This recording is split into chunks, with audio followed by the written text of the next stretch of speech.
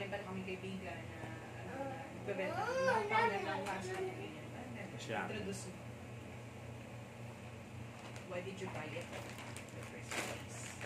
So yun guys, bumili ako ng some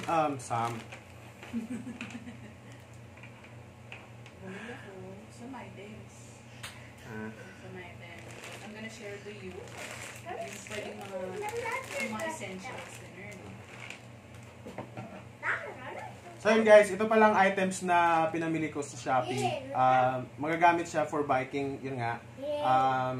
So since ito yung first time na magbabike ako ng malayo-layo, papuntang Valenzuela, galing Quezon City. So gusto kong at least ma-document yung ruta ko papuntang Valenzuela at yung pabalik. So tingnan natin kung ano itong mga items na to na in-order ko sa Shopee.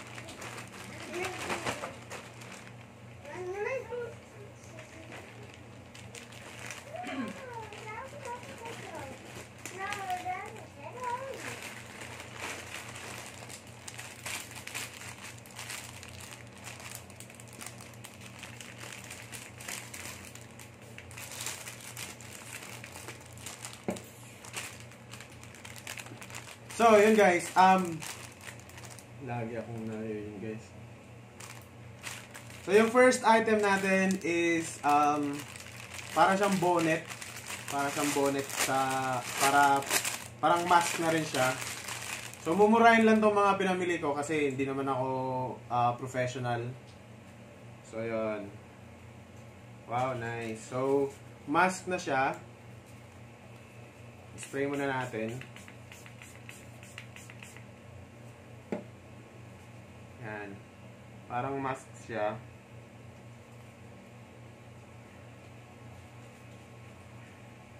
Wala siyang ba? Ito!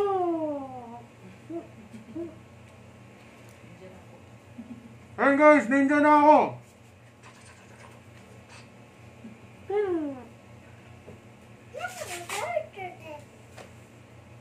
Ang tawag dito? Bandana mask. Bandana mask daw tawag dito guys.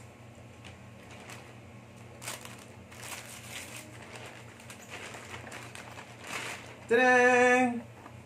Next item is bicycle phone holder. So medyo nayupi yung karton.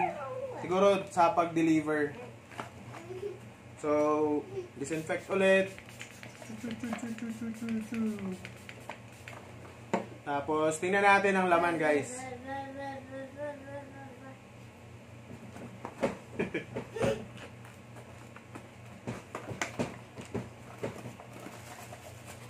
So, magagamit ko tong bicycle phone holder para habang nagbabike ako, nakalagay yung phone ko dun sa harap sa manibela para naka-video yung dadaanan ko. Or pwede ding sa akin. So, isa lang tong binili ko guys. Sana okay.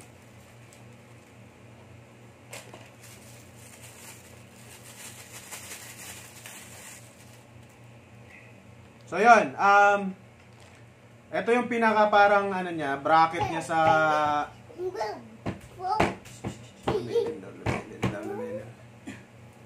Ito yung pinaka bracket niya sa manibela. So, ito yung parang tornilyo. Iipit yung ano dito. Yan.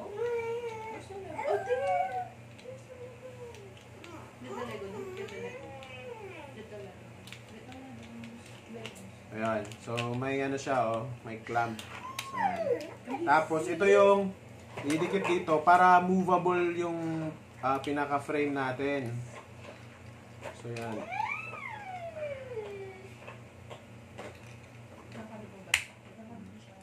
Ayan. Tapos, ito yung panghigpit. Itong sa ilalim. Tapos, yan. Tapos, ito namang isa. Hindi pala natin na-disinfect to. So, ito namang isa. Ito yung dito sa kakabit to siya. Ganyan. Yan. Uy, pwede pala siya matanggal. Yun. So, yun. Nakalock na. Tapos, Bubble siya, no? Nice. yung mga phone.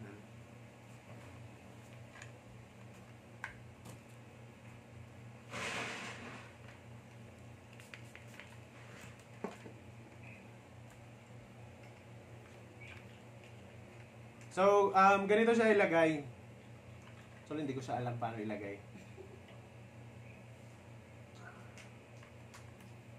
So,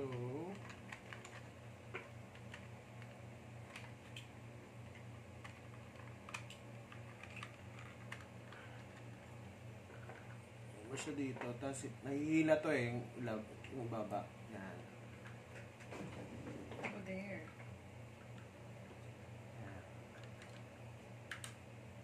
Ayun pala. Wala mo pala siyang ano. Pala. Ipipisil mo muna pala itong dalawa. Yung dalawa. Yan. Para bumuka yung ano. Tapos ito yung release. So ito yung para bumuka. Umopen yung ano. Para malagay natin yung phone natin. Diba? Tapos ipress lang natin. Ipress natin tong phone against dun sa holder. Against dito. Para mag-lock siya. Yun. So, nakalock na siya yung phone mo. Hindi na siya matatanggal. So, yun. Tapos, siyempre, pwede mo pa rin naman buksan. Yan.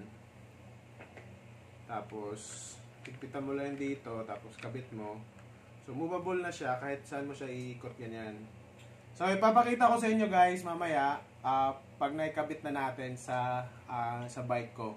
Yung phone holder natin. So, nice.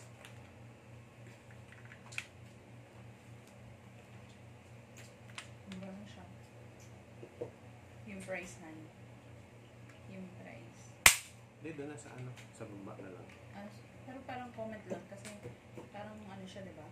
Comment Mura lang. Kung mura lang siya, in this price, ganyan. Tapos, okay siya. Parang, pero sa akin, hindi naman siya. Pati itong mask ano. Kasi ito Isang store lang ba to? isang store lang. So yung dalawang items na to guys, isang store lang to at napakamura niya lang. Magkano nga ito? 42 pesos yung bandana. Tapos ito, parang, nandiyan yata yung price, 60 pesos yata. 60 pesos. Wow. So itong bandana, mask bandana, 42 pesos lang or somewhere 40 to 50 pesos. Tapos ito, nasa 60 to 80 pesos lang. So napakamura niya.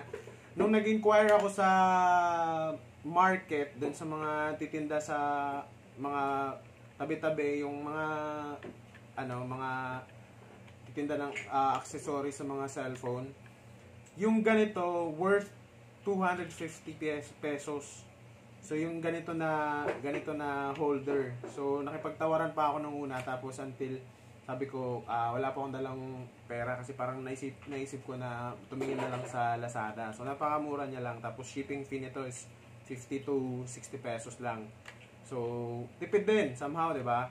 Kaysa sa bumili ka ng 250 tapos ito siguro nasa mga 100 to pag binili natin sa labas. Pero nakuha ko lang ng 42 pesos. So malaking savings mo. At the same time, wala ka pang pagod. Hintay mo lang sa bahay. So, yun. So, again, sa ibang vlog natin, propose ko rin po yung link at saka name ng store na pinagbilhan namin nito sa description ng video nito. So, yun guys. Second item tayo. So, ito, second item na to is mask. So, ito talaga yung regular na mask. Pero, ano siya, customized siya. Actually, ano siya, from my friend, Conrad Tablate. So, visit niyo po yung store niya. Ito po yung name ng store niya sa Shopee. Napakaganda ng mask na to. Pero, hindi ko pa nakita. Pero, I know, maganda to kasi kaibigan ko yung nag-design. Tingnan natin kung gaano kaganda.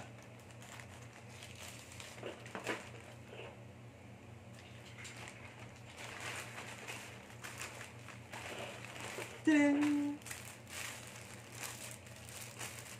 guys, so 4 yung binili namin na mask para salitan.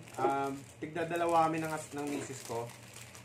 So ito yung good thing dito sa ano na to, sa mask na to kasi may ano siya, may encouragement words. Tama ba? May word of encouragement siya dito sa harap. Ito, it's just a bad day, not a bad life. So, di ba? Napaka-meaningful ng ano. So, hindi pangit yung buhay natin. Pangit lang yung araw, pero buhay natin maganda. Etong second one,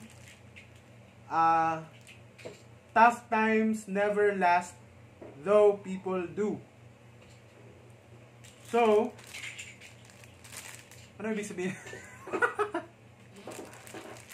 Hindi ko mag-gets. Tough times never last, tough people do. Okay. So, tough time, mga mahihirap na panahon, hindi nagtatagal. So, ibig sabihin, umiikot lang. Kumbaga, kung mahirap ang sitwasyon mo ngayon, bukas, okay na rin. Pero, yung mga tough people, yung mga taong matatag, tumatagal. Yun. Tapos, it might be stormy now, but rain doesn't last forever. Di ba? So, kung umulan man ngayon, bumabagyo, hindi yan tumatagal. Bukas, sisikat din ang araw. So, ganun lang. Move on din tayo, guys. So, napakaganda niya sa panahon ng pandemic kasi maraming tao nawawalan ng pag-asa, napanghinaan ng loob kasi nawalan ng trabaho and all that. Pero, this word of encouragement will really help us to move on and also yung impact din sa ibang mga tao nila tapos yung impact din ng mga words na to kasi siyempre hindi naman ikaw yung nakakabasa nito pag sinuot mo, di ba? Yung mga nakakasalubong mo, hindi mo alam na mga nakakasalubong mo pinanghinaan na ng loob or pangit talaga yung araw nila, tapos nabasa nila to, di ba? Parang, wow. Kasi ganun ako eh. Pag may nakakasalubong ako, tapos kasi mahilig ako magbasa ng mga statement shirt.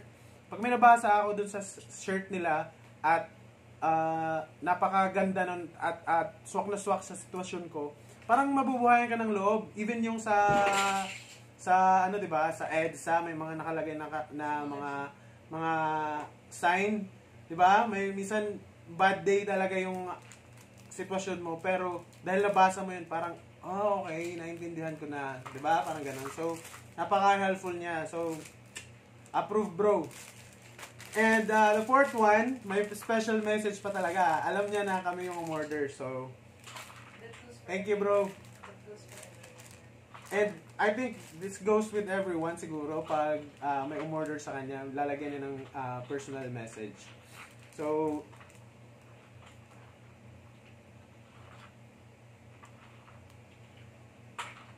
ayan. So, very sweet yung message. So, sabi niya dito, thank you for your purchase. May this mask not just protect you, but also inspire the people around you. So, diba? Napakaganda ng layunin ng kapatid na gumawa ng mga mask na ganito. So, pakiligin po natin. So, ang price pala nito guys is, how much?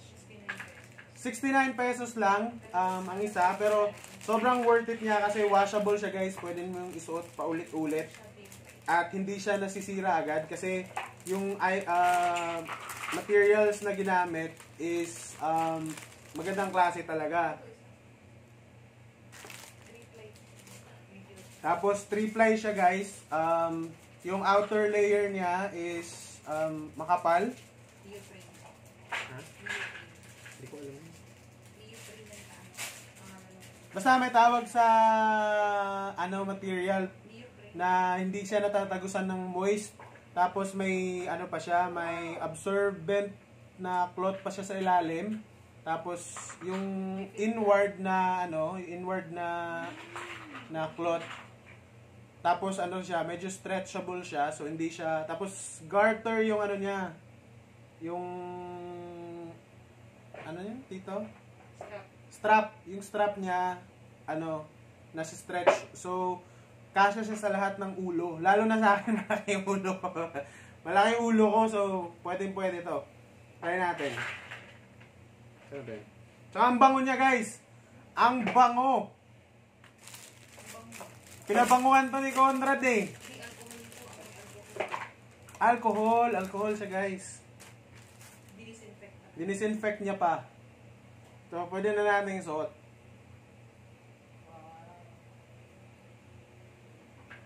Masikip pa rin siya kahit, malaki talaga ulo ko.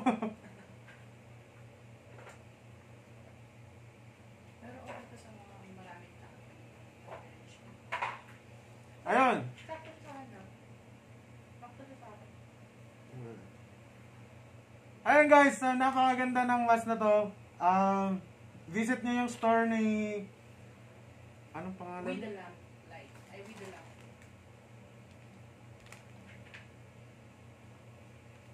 With the lamp. With the lamp. With the lamp. Ito oh. Yan, with the lamp PH. Binago niya yung pangalan niya. Conrad. Hindi. Conrad yung pangalan niya, pero with the lamp yung pangalan ng store nila. Sa action. So ayan guys, visit nyo yung store ni Brother Conrad. Ang pangalan ng store niya sa Shopee ay We The Lamp PH. We The Lamp PH. So ayan guys, maganda siya pang gift. So plano nga namin na bumili pang gift ngayong Pasko pag may pandemic pa rin. Pero pag wala na, woo! So yun guys, salamat guys sa panonood. Kabit natin mamaya yung ating bicycle phone holder at samahan nyo ako pumunta ng Valenzuela.